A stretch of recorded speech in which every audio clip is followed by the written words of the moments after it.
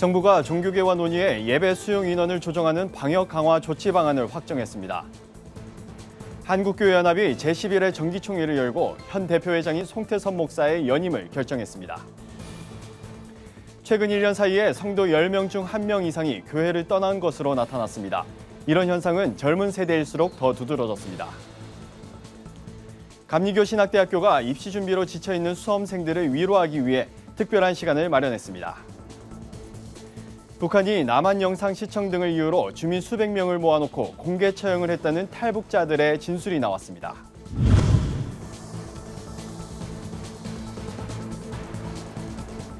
안녕하십니까. 구티비 뉴스입니다. 정부가 종교계와의 논의 끝에 종교시설 방역 강화 방안을 확정했습니다. 중앙재난안전대책본부는 18일부터 내달 2일까지 16일간 시행되는 정부의 종교시설 방역 강화 조치로 교회 예배 등 정규 활동에 참여하는 인원을 제한하게 됐다고 밝혔습니다. 접종 완료자만 참여할 경우 좌석의 70%까지 수용 가능하며 미접종자를 포함하면 좌석의 30%, 최대 299명까지만 허용됩니다. 백신 접종 유무와 상관없이 수용 인원 50%까지 허용되고 방역 패스를 적용할 경우 100%를 채울 수 있었던 기존 수칙보다 강화된 겁니다. 또 성경 공부와 구역 예배 등 사적 모임도 접종 완료자에 한해서만 최대 4명까지 가능합니다. 한국교회연합이 제11회 정기총회를 열고 현 대표회장인 송태섭 목사의 연임을 결정했습니다. 3명의 공동상임회장도 지난 회기에 이어 그대로 유임됐는데요. 송태섭 대표회장은 이번 회기 동안 소외된 이웃들에게 예수 그리스도의 사랑을 전하고 복음의 지경을 넓혀가는 데 힘써 나갈 것을 강조했습니다. 박지연 기자의 보도입니다. 한국교회연합이 제11회 정기총회를 개최했습니다. 신임 대표회장에는 현 대표회장인 송태섭 목사가 연임됐습니다. 송태섭 대표회장은 힘들고 어려운 가운데서도 금연 한 회기 동안 19개의 교단과 단체가 신규 회원으로 등록하는 등 성장해 나가고 있다며 새로운 회기에는 한국교회의 연합뿐 아니라 복음의 지경을 넓히는 데 힘써 나가겠다고 강조했습니다. 우리 한교회는 한국교회를 보호하고 지키며 예수 그리스도의 사랑을 실천하면서 강한 연합의 삼겹줄이 되어서 거룩한 열심으로 경쟁하면서 복음의 지경을 넓혀가는 데 힘쓰겠습니다. 공동상임회장에는 열린교회 원종문 목사와 평강교회 김효종 목사, 에버그린교회 김학필 목사가 추대됐습니다. 현재 직분을 맡고 있는 3인의 공동상임회장들은 지난 회기에 이어 1년간의 임기를 유지하게 됐습니다. 이날 총회에선 하나님의 창조 질서를 부정하는 동성애와 포괄적 차별금지법에 반대하고 한국교회의 예배와 영성회복에 앞장설 것을 다짐하는 선언문 낭독도 이어졌습니다. 교회 연합과 일치 복음 선교 사회 통합과 섬김을 위해 걸어온 지난 10년을 겸허히 뒤돌아보며 하나님께 모든 영광 돌리고 시대를 깨우는 교회 사명과 영적 지도력을 회복함으로 십자가를 지고 주님이 가신 길을 뒤따를 것을. 한교연은 내달 신년 할애회 겸 노숙인들을 위한 사랑의 바퍼 봉사를 시작으로 에너지 빈곤층을 위한 사랑의 연탄 나눔 등 소외된 이웃들에게 예수의 사랑을 전하는 데 힘써 나갈 계획입니다. 구티비 뉴스 박재현입니다. 한국교회의 신뢰도 하락은 어제 오늘의 일이 아닙니다. 정치에 뛰어든 목회자, 코로나 상황에서의 사회적인 인식 등 한국교회 이미지가 이전과는 많이 달라졌다는 반응이 나오는데요. 그런 사이 최근 1년 동안 성도 10명 중 1명이 교회를 떠났다는 조사 결과가 나왔습니다. 김혜지 기자의 보도입니다. 개신교인 10명 가운데 1명 이상이 최근 1년 사이에 교회를 떠난 것으로 나타났습니다. 한국리서치가 지난 11월 26일부터 29일까지 전국 성인 남녀 1000명을 대상으로 조사한 결과 1년 전 교회에 출석했던 사람 중 12%가 현재는 믿는 종교가 없다고 답했습니다. 개신교 응답자 중 1%는 다른 종교로 개종했습니다. 이번 조사 대상자 1000명의 1년 전 종교는 각각 개신교가 207명, 천주교 130명, 불교 191명, 기타 종교 27명과 무교 445명이었습니다. 이들 중 최근 1년 사이 믿던 종교를 떠나 현재 무교인 비율은 개신교가 가장 높았습니다. 전문가들은 개신교가 꽤 오래전부터 이러한 문제를 해결하지 못했다는 분석을 내놨습니다. 그러면서 코로나 상황 속 기독교라는 종교 자체의 신뢰도와 호감도가 동시에 하락해 이 같은 현상이 더 심화될 수밖에 없었다고 지적했습니다. 벌써 한 10년 훨씬 전부터 호감도 조사 같은 걸 해보면 항상 개신교가 꼴찌예요. 이런 것들이 이제 교회에 대해서 자신의 종교로 이렇게 정체성을 갖기를 원하지 않는 사람들이 늘어날 수밖에 없는 환경이 되는 것이죠.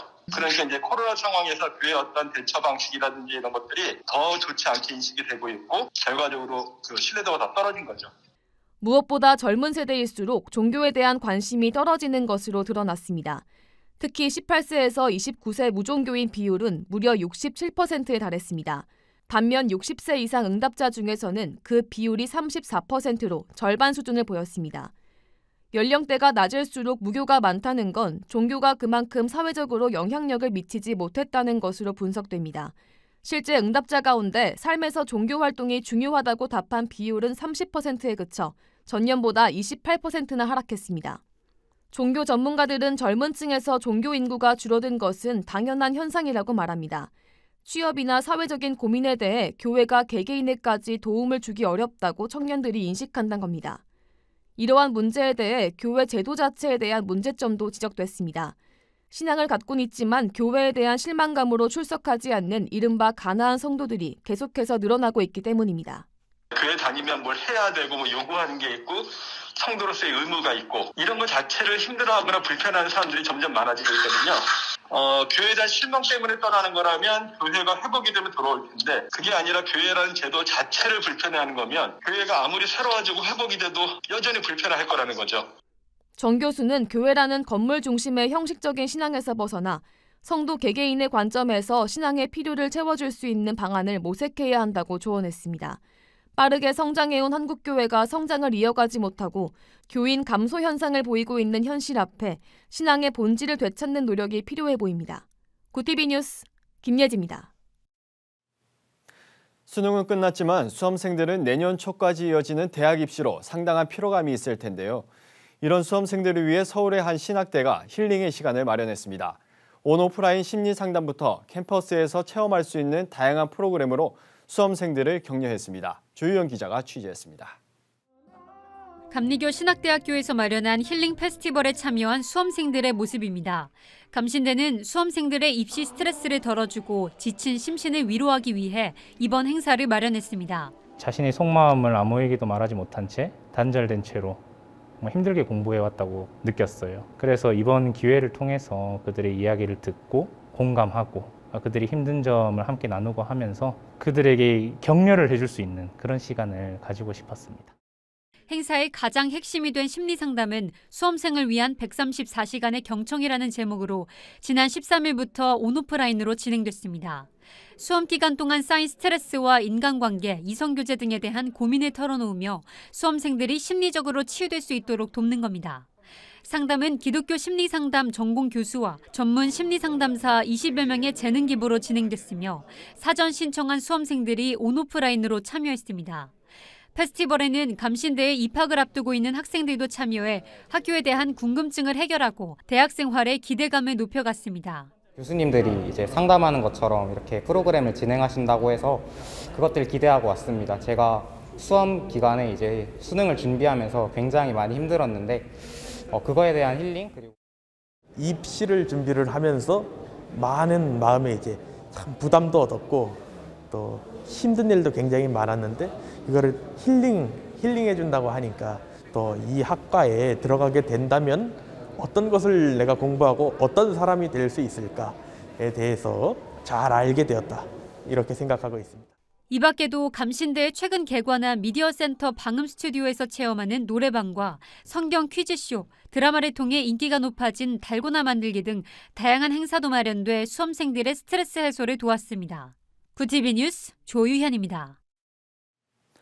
북한이 남한 영상 시청 등을 이유로 주민 수백 명을 모아놓고 공개 처형을 했다는 탈북자들의 진술이 나왔습니다. 북한 인권단체 전환기 정의 워킹그룹은 김정은 시기의 처형 보고서를 발표해 2018년까지 집행된 공개 처형 관련 진술 23건을 확보했습니다. 공개 처형된 사람들은 남한 영상을 시청하거나 배포한 혐의가 7건으로 가장 많았습니다.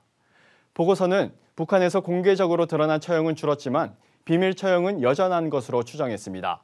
또 공개 재판에 학생들을 불러 참관시키거나 가족이 처형당하는 장면을 강제로 보게 하는 등 반인권적인 상황이 이어지고 있다고 밝혔습니다.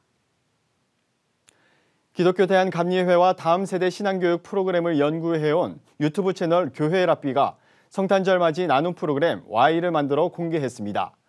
내가 예수님이라면 받고 싶은 선물 적기 등의 질문 카드와 다양한 미션을 통해 점수를 획득할 수 있는 미션 카드를 통해 가족과 친구들이 쉽게 나눔할 수 있도록 하기 위해서입니다. 영상에는 프로그램에 대한 설명뿐만 아니라 직접 시연해본 진행 방법도 소개되어 있습니다. 카드는 유튜브에서 다운받아 사용할 수 있습니다. 한국교회가 다시 예수라는 주제로 본질 회복운동 2022 지저스 페스티벌을 개최합니다. 지저스 페스티벌 대회장은 여의도 순복음교회 이영훈 목사가, 준비위원장은 한국 CCC 대표 박성민 목사가 맡았습니다. 교회의 본질 회복이란 목적에 따라 본대회보다 행사 전후로 진행되는 사명운동, 전도운동, 루킹운동에 초점을 맞췄습니다. 이영훈 목사는 루킹운동은 헌신된 10만 명의 다음 세대 리더를 찾아 기도와 섬김으로 거룩한 운동을 일으키는 것을 목표로 한다고 설명했고, 박성민 목사는 지저스 페스티벌이 한국교회의 새로운 소망과 도전을 줄 것이라고 말했습니다. 오늘의 이슈 포커스입니다. 코로나19 사태에 따른 손실보상과 별개로 방역조치 강화로 피해를 보게 되는 소기업과 소상공인 320만 사업체에 100만 원씩 총 3조 2천억 원의 방역지원금이 지급됩니다. 권칠승 중소벤처기업부 장관은 방역지원금을 빠르게 지급하겠다며 피해가 클 것으로 예상되는 영업시간 제한 대상 소상공인들을 우선적으로 지원하겠다고 밝혔습니다. 그러면서 영업시간 제한을 받지는 않지만 매출이 감소한 일반 피해 업종에도 1월부터 방역지원금을 지원할 예정이라고 말했습니다. 코로나19 신규 확진자 수가 연일 7천 명대를 기록하면서 코로나19 중환자 병상 가동률도 계속 상승하고 있습니다. 17일 보건복지부 중앙사고수습본부에 따르면 전날 오후 5시 기준으로 전국의 코로나19 중증병상 가동률은 81.9%를 기록했습니다. 총 병상 1,299개 중 총 1,064개를 사용 중입니다. 이에 정부는 중환자의 전담 중환자실 입원 기간을 최대 20일로 제한하고 중환자 입원 일수에 따라 보상액을 차등 지원하는 병상 회전율 제고 방안을 제시했습니다. 정부가 코로나19 확진자 증가와 방역조치 강화로 내수에 영향을 미칠 우려가 있다고 공식 진단했습니다.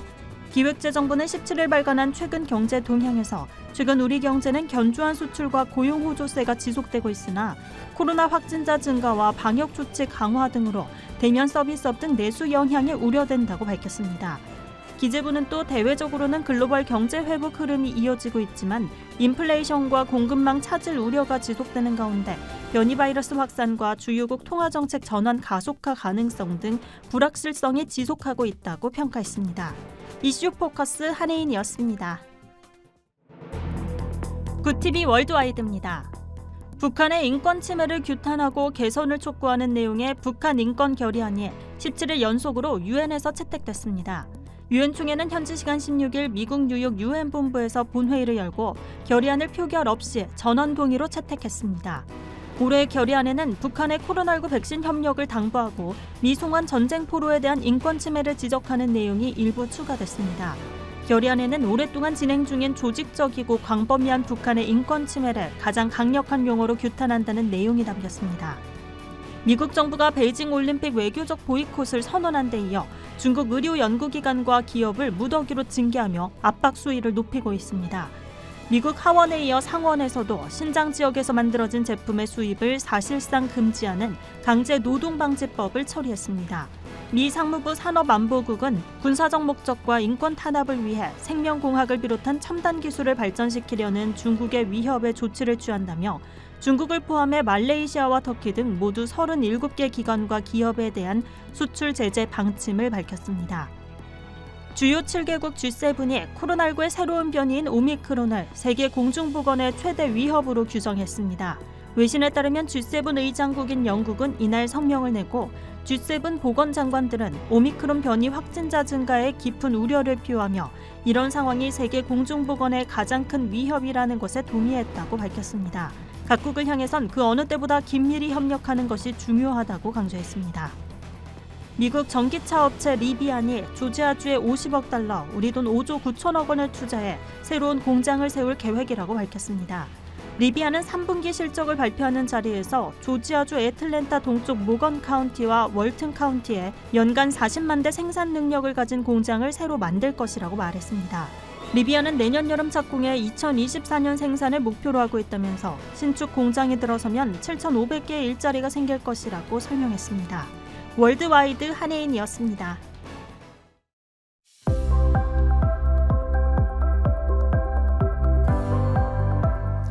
내일은 더 강한 추위가 찾아오겠습니다. 아침 기온은 서울이 영하 10도까지 내려갑니다. 체감온도는 이보다 더 낮겠습니다. 외출하실 때 보온에 각별히 신경 쓰셔야겠습니다. 일요일 낮부터는 기온이 차차 오르면서 추위의 기세는 한풀 꺾이겠습니다. 이어서 전국 날씨입니다. 내일 한낮 최고 기온은 서울 1도, 강릉 4도, 대전 2도가 예상됩니다. 남부지방은 광주 2도, 부산 5도, 제주 7도까지 오르겠습니다. 날씨였습니다.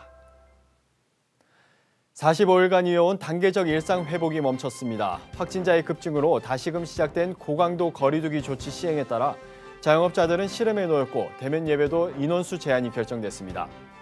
이번 방역 강화 조치를 끝으로 순탄한 일상 회복이 이루어지기를 기대합니다. 이상으로 뉴스를 마칩니다. 오늘도 함께해 주신 여러분 고맙습니다.